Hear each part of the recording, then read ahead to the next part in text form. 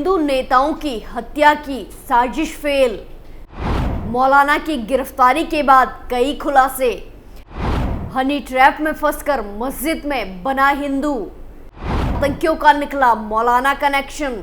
नमस्कार, capital TV में आपका स्वागत है और मैं आपके साथ प्रिया बिस्ट।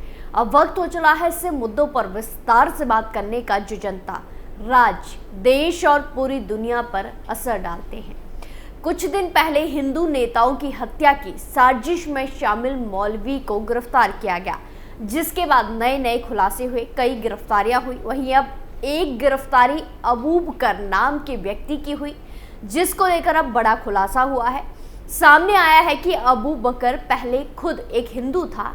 हनी ट्रैप में फंसकर दिल्ली की एक मस्जिद में उसने इस्लाम कबूल लिया।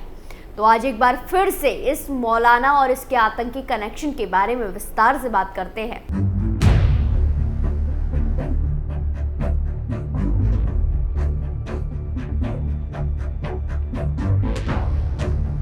सूरत में हिंदू नेताओं की हत्या करवाने को लेकर पकड़े गए मौलाना सोहेल के एक और साथी को पाकिस्तानी लड़कियों ने हनी ट्रैप करके इस्लाम में धर्मांतरित करवाया था। उसने इस्लाम में परिवर्तित होकर और भी हिंदू युवकों को इस्लाम में हनी ट्रैप के जरिए परिवर्तित कराने का प्रयास किया। यह भी पता चला है कि अहमदाबाद एयरपोर्ट से पकड़े गए आतंकी भी सूरत के मौलवी के चेले थे। वो यहाँ फिदायीन हमले कराने आए हुए थे। सूरत से पकड़े गए मौलवी से पूछताछ के बाद एक अबू बकर नाम के एक आदमी को राजस्थान के बीकानेर से पकड़ा गया था। वो भी आतंकी गतिविधियों में शामिल था। सबसे चौंकाने वाली बात ये सामने आई है कि बीकानेर का अबू बकर पहले हिंदू था और उसका नाम अशोक सुथार था। वो सोशल मीडिया के माध्यम से पाकिस्तानी लड़कियों के संपर्क में आया। वो पिछले कई महीनों से पाकिस्तानी लड़कियों से बात कर रहा था। अब मुस्लिम लड़कियों ने अबू बकर को हनी ट्रैप में फंसाकर इस्लाम की बातें बतानी चालू कर दी थी।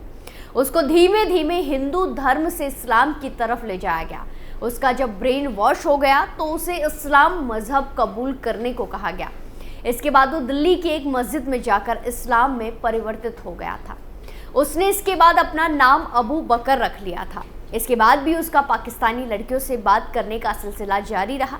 पाकिस्तानी लड़कियों ने उसे जिहाद का रास्ता लेने को कहा। अबू बकर उर्फ अशोक सुथार इसके बाद खुद भी धर्मांतरण में लग गया और कई हिंदू युवकों को पाकिस्तानी लड़कियों से शादी करने और बाद में धर्मांतरित करने का पाठ पढ़ाने लगा। उसके पास से 40 पाकिस्तानी नंबर बरामद हुए हैं। वो इन नंबरों से हिंदू नेताओं को धमकी भेजता था। उसका कनेक्शन मौलाना सोहेल से भी हो गया था, जो कि हिंदू नेताओं की हत्या की साजिश रचने में गिरफ्तार किया गया था। अबू बकर को गुजरात एटीएस ने गिरफ्तार करके कोर्ट में पेश किया है। उधर अहमदाबाद एयरपोर्ट से पकड़े गए 4 श्रीलंकाई इस्लामी आतंकी के बारे में भी कई नए खुलासे हुए हैं। गुजरात एटीएस को उनकी एक वीडियो मिली है। इसमें आतंकी कहते हैं कि अबू हमारा मास्टर है, हम उसको समर्पित हैं, हमें उसकी हर बात माननी होगी। इस आतंकियों से पूछताछ और मामले में जांच के लिए तमिलनाडु एटीएस की भी एक टीम गुजरात आ गई है। एटीएस को यह भी पता चला है कि पकड़े गए 4 आतंकियों में से 2 आतंकी पहले भी 8 बार भारत आ चुके हैं। इन चारों आतंकियों में से पकड़ा गया मोहम्मद नुसरत सोना तस्करी करता था, जबकि मोहम्मद फारिस ड्रग्स बेचता था। बाद में वो दोनों आतंकी संगठन आईएसआईएस से जुड़ गए। आतंकी नुसरत को भारत में गोल्ड स्मगलिंग के मामले में पहले भी गिरफ्तार किया जा चुका है। तीसरे आतंकी मोहम्मद रजदीन के खिलाफ श्रीलंका में भी 5 मामले दर्ज हैं। इन चारों आईएसआईएस आतंकियों के पाकिस्तान में बैठे आतंकी अबू से कनेक्शन है। ये सभी आतंकी अबू के संपर्क में थे। आतंकी अबू ही उन्हें भारत में सुसाइड बॉम्बिंग यानी आत्मघाती हमले कराने का आदेश दे रहा था। इन आतंकियों की फरवरी से ही ट्रेनिंग चल रही थी। ये भारत फिदायीन हमला कराने आए थे। इस मामले में श्रीलंका की पुलिस ने भी जांच चालू कर दी है। इन आतंकियों को बताया गया था कि भारत, अमेरिका और इजराइल की मदद कर रहा है, इसीलिए उस पर हमला करो। सूत्रों के मुताबिक इन चारों आतंकियों ने इसी साल फरवरी में श्रीलंका में आत्मघाती हमले को अंजाम देने की पूरी ट्रेनिंग ली थी।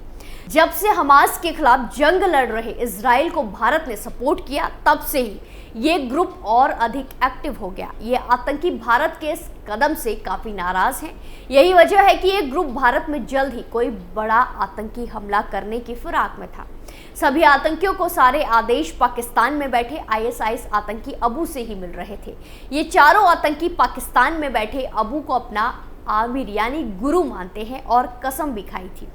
गौरतलब है कि गुजरात में कुछ दिन पहले पाकिस्तान के हैंडलर के दिशा निर्देशों पर काम करने वाले मौलाना अबू बकर सोहेल गिरफ्तार हुआ था। बताया कि यह मौलाना हिंदूवादी नेताओं नुपुर शर्मा, टाइगर राजा सिंह, उपदेश राणा और पत्रकार सुरेश चौहाड़के को मारने की योजना बना रहा था। बता दें कि आरोपी सूरत के कामरेज इलाके के काठोर गांव का रहने वाला है। आरोपी धागे की फैक्ट्री में मैनेजर के तौर पर काम करता था और गांव के छोटे छोटे बच्चों को धार्मिक शिक्षा देता था। जब उसको हिरासत में लेकर पूछताछ की गई और उसके मोबाइल फोन की जांच की गई तो कुछ ऐसी चैटिंग और कॉल डिटेल मिली जो हैरान कर देने वाली थी। जहां आरोपी के मोबाइल फोन से सूरत के राष्ट्रीय सनातन धर्म के अध्यक्ष और हिंदूवादी नेता उपदेश राणा को मारने की प्लानिंग की चैट मिली थी। इसके अलावा हैदराबाद के बीजेपी विधायक राजा सिंह और नुपुर शर्मा को धमकी देने और उनको टारगेट करने की प्लानिंग आरोपी के मोबाइल फोन से मिली, जहां आरोपी पाकिस्तान और नेपाल में स्थित अपने आकाओं के साथ मिलकर साजिश रच रहा था, जहां उसे हिंदू सनातन संघ के राष्ट्रीय अध्यक्ष उपदेश राणा की हत्या के लिए पाकिस्तान और नेपाल के लोगों के साथ मिलकर 1 करोड़ रुपए की सुपारी देने और पाकिस्तान से हथियार खरीदने की साजिश रचते पाया गया। दरअसल सूरत के गोडादरा के साई सृष्टि बिल्डिंग में सनातन संघ एनजीओ से जुड़े उपदेश राणा रहते हैं। उपदेश राणा को इसी साल 4 जनवरी की रात करीब 10:30 बजे एक अज्ञात नंबर से कॉल आया। फोन पर अज्ञात व्यक्ति ने जान से मारने की धमकी दी। वहीं धमकी मिलने के बाद गोडादरा थाने में उपदेश ने अज्ञात व्यक्ति के खिलाफ शिकायत दर्ज कराई। क्राइम ब्रांच की टीम ने जब इस पूरे मामले की जांच करनी शुरू की तो सोहेल अबू बकर का नाम सामने आ गया। जहां सूरत सिटी क्राइम ब्रांच को सूचना मिली थी कि एक व्यक्ति की हरकत देश विरोधी है और इसीलिए उस पर नजर रखी गई, निगरानी रखी गई। उसे सूरत के चौक बाजार इलाके से फिर हिरासत में लिया गया और उसके मोबाइल की जांच की गई। वो पाकिस्तान और नेपाल के लोगों से बातचीत कर रहा था। उनकी योजना पहले एक हिंदू संगठन के नेता को निशाना बनाने की थी। आरोपी को पाकिस्तान और नेपाल के उसके आकाओं द्वारा लाओस में एक सिम कार्ड भी उपलब्ध कराया गया था। बताया जा रहा है कि आरोपी से पूछताछ में ये भी बात सामने आई थी कि उसने पाकिस्तान और दूसरे देशों के वर्चुअल मोबाइल नंबर से फोन किया था। इसमें पाकिस्तान से हथियार मंगवाने की बात कही गई थी, जहां उपदेश राणा को मारने के लिए पाकिस्तान से हथियार मंगवा भी लिए गए थे और ये हथियार जल्द ही आने वाले थे। वो घटना को अंजाम दे पाता, लेकिन उससे पहले ही क्राइम ब्रांच ने मौलवी को गिरफ्तार कर लिया। वहीं मौलवी की गिरफ्तारी के बाद गुजरात पुलिस ने इस मामले में कार्रवाई करते हुए इसके 2 और साथियों को देश के अलग अलग हिस्सों से पकड़ा। इसमें से एक शहनाज है, उसके पास भारत और नेपाल दोनों की नागरिकता थी। उसके पास 17 मोबाइल नंबर, 42 ईमेल आईडी थी। उसके पास पाकिस्तानी नंबर भी था। इस मामले में ये भी पता चला कि शहनाज नेपाल में भी रहता है। शहनाज का कहीं ना कहीं नाम मोहम्मद अली भी बताया जा रहा है। वहीं मास्टरमाइंड मौलाना अबू बकर से पूछताछ में पता चला कि महाराष्ट्र के नांदेड़ में रहने वाला रजा नाम का शख्स भी इसमें शामिल है। फिर पुलिस ने उसको नांदेड़ से हिरासत में लिया। पता चला कि ये व्यक्ति पाकिस्तानी नंबर उपयोग करता था और ये नंबर उसे इसके पाकिस्तानी हैंडलर डागर ने मुहैया कराया था। रजा कई पाकिस्तानियों का अनुसरण करता था जो कि भारत के खिलाफ जहर उगलते हैं। इन दोनों ने नुपुर शर्मा, बजरंग दल के कार्यकर्ता सुरेश राजपूत, ब्लॉगर शबनम शेख और शिवसेना नेता अमित अरोड़ा को धमकियां दी थी। बीकानेर में बकर की मौजूदगी भी रजा से पूछताछ के दौरान ही सामने आई। वहीं इसके बाद ये 4 आतंकी अहमदाबाद एयरपोर्ट से पकड़े गए हैं, जिनके विषय में पता चला है कि ये श्रीलंका से आए थे। उनमें से 2 करीब 40 बार श्रीलंका से भारत आ चुके हैं। इतना ही नहीं, वो भारत के कई शहर भी घूम चुके हैं। हालांकि अभी तक ये पता नहीं चल पाया है कि किन किन शहरों तक इन आतंकवादियों के कदम गए हैं, पैर गए हैं। जांच एजेंसियां अब इसी चीज की खाक छानबीन कर रही है और अब अलग अलग जगह से गिरफ्तार आतंकियों का कनेक्शन एक दूसरे से जुड़ रहा है, जिसे देखते हुए जांच एजेंसियां अलर्ट मोड पर हैं। स्पेशल स्टोरी में आज के लिए इतना ही। फिर पेश होंगे नए मुद्दे के साथ। बाकी तमाम खबरों के लिए देखते रहिए कैपिटल टीवी उत्तर प्रदेश। नमस्कार।